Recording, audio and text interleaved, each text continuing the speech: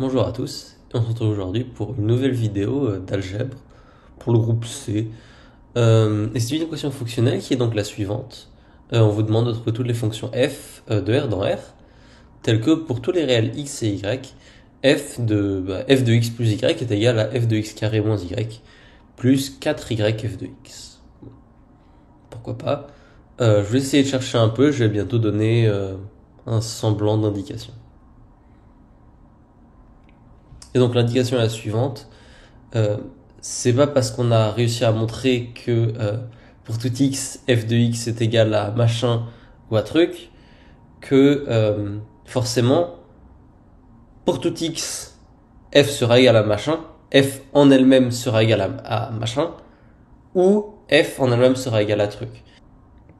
Ok, donc, en ce qui concerne la solution, l'idée, disons de base, c'est d'essayer de faire apparaître des choses intéressantes en choisissant les bons changements de variables.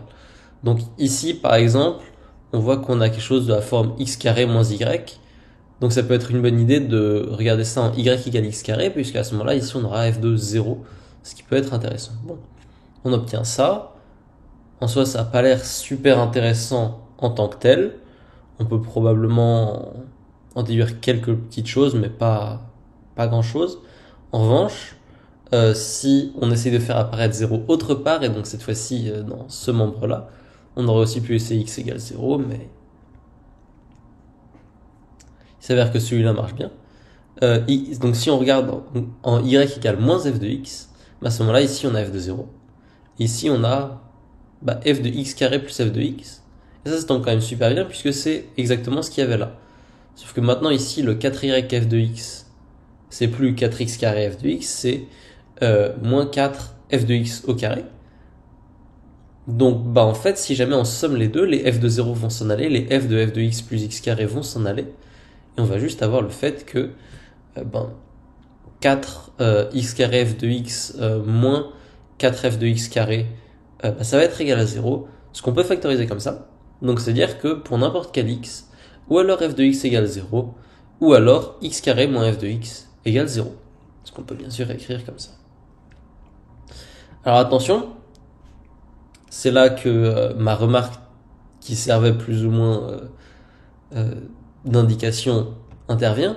C'est pas parce qu'on sait que f de x est toujours égal ou alors à 0 ou alors à x carré que les deux seules fonctions possibles c'est 0 et x carré.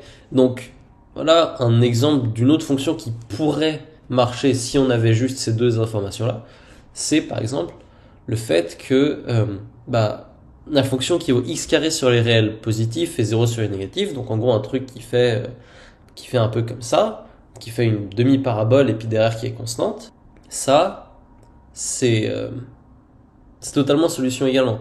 Et on peut faire des choses encore plus atroces, des choses qui valent 0 sur les nombres rationnels et x carré sur les nombres irrationnels par exemple. Enfin, on peut faire des choses assez pas belles, et a priori elle serait solution quand même. Donc en fait ce qu'il faut faire maintenant c'est vérifier que parmi toutes ces solutions là, en fait on a bien effectivement que 0x carré. Donc comment on fait ça? On raisonne par l'absurde. En gros on suppose que notre solution c'est pas x carré, et donc si notre solution c'est pas x carré, c'est à dire qu'on a un point où notre fonction n'est pas égale à x carré. À ce moment là on n'a pas trop le choix, elle sera égale à 0. Donc on suppose qu'on a un a non nul, puisque pour a égale 0, et a carré ça fait 0, et donc dans tous les cas on a f de 0 égale 0. Donc on suppose qu'on a a non nul tel que f de a égale 0. Et alors à ce moment-là, en appliquant x égale a dans notre équation ici, ce qu'on obtient c'est f de y est égal à f de a carré moins y plus 0. Donc on obtient une espèce de symétrie. Et donc cette symétrie, en fait, elle est très intéressante, puisque si y est différent de l'axe de symétrie, si y n'est pas sur l'axe de symétrie étant en a carré sur 2, à ce moment-là, y carré, ça va être différent de a carré moins y au carré. Donc c'est-à-dire que, en fait, aucun des deux nombres ici ne peut être égal à y carré ou alors à a carré moins y. Et donc vu que la seule autre possibilité c'est 0, on doit avoir f de y est égal à f de a carré moins y est égal à 0. Donc ça c'est quand même vraiment chouette parce que en fait on a fait quasiment tous les cas. Il en manque même un seul, et ce seul cas en fait c'est y égale a carré sur 2. Donc il ne reste plus qu'à traiter ce cas-là, et on sait maintenant déjà que f de z est nul partout ailleurs. Donc ça c'est plutôt chouette. Maintenant si on regarde l'équation ici, là on voit qu'on a juste f de x, donc si on pose x égale a carré sur 2, en gros pour obtenir que f de a carré sur 2 soit égal à 0, il suffit de regarder en prenant un y un peu spécial, donc déjà y pas égal à 0, tel que ce truc-là soit égal à 0 et ce truc-là soit égal à 0. Autrement dit, en fait, que cette partie-là, donc f de a carré sur 2 plus y, ça soit pas a carré sur 2.